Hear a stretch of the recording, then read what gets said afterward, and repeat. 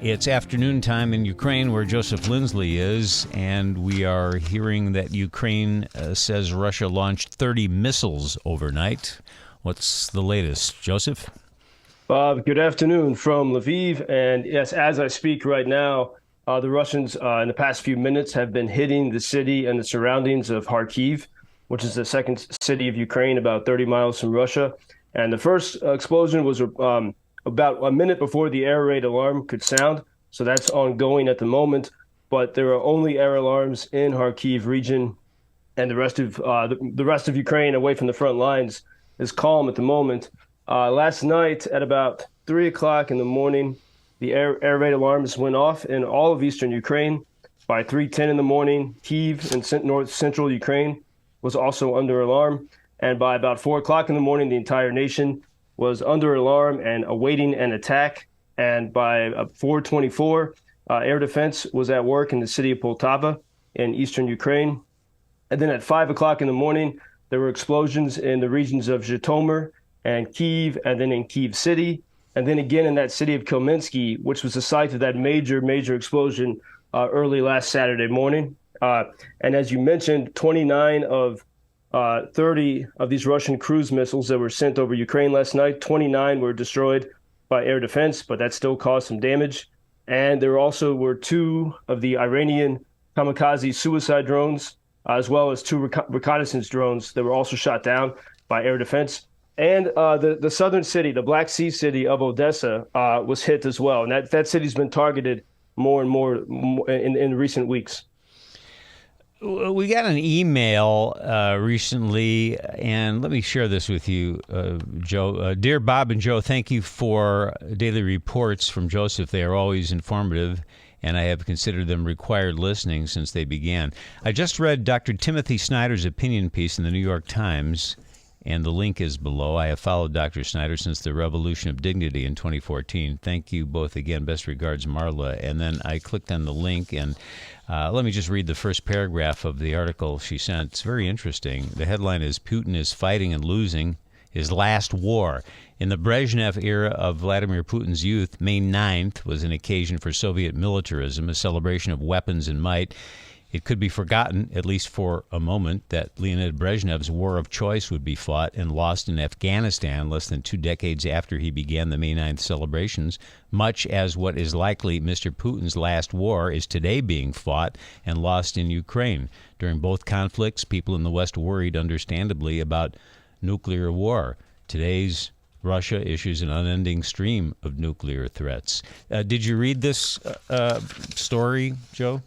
No, I've not, but Timothy Snyder, professor at Yale University, he's long studied the history of Ukraine, and he's been one of the most articulate voices, not just about history in Soviet times, but going deep into the times of the Cossacks. And so he's been here to visit several times and has met with President Zelensky. But because of his academic credentials, he's been a great voice, not only about Ukrainian culture, but then also putting things in perspective. And sometimes, for example, there was a Daily Mail story in the UK, with a headline about new nuclear fears in Ukraine. And you look more closely, and it's an expert, a guy who last served in the U.S. Army 20 years ago, and, not really steeped in any particular expertise and simply just opining this. But when we listen to voices like Timothy Snyder, who's deeply studied these things, we can get a calmer perspective. And so and he's written several books about Ukraine.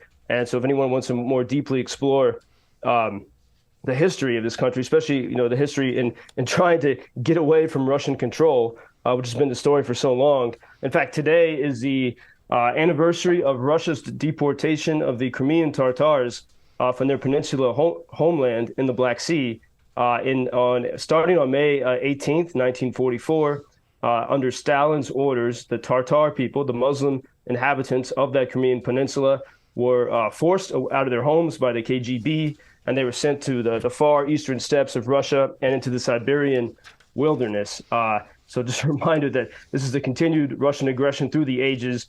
And, I would say there's a new level of alertness here in Ukraine. It's not a different type of fear. It's just a new caution, because the Russians have been using a new tactic.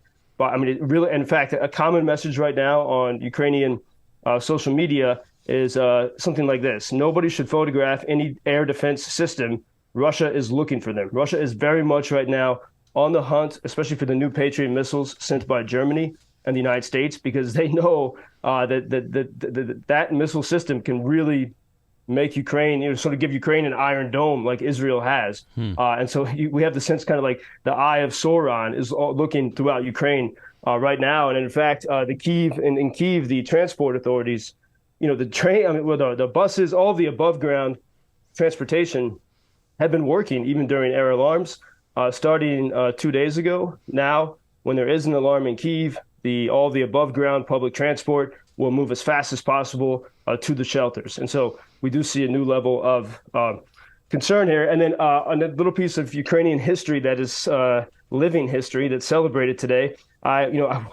We had some volunteers that arrived late in the middle of the night from America at our news bunker. And so I slept in this morning, and, you wake up, and I woke up at 9:30, and, the first thing you do is to see what happened in the night. You check your phone to see if there are war attacks or if we are under attack. That's pretty routine.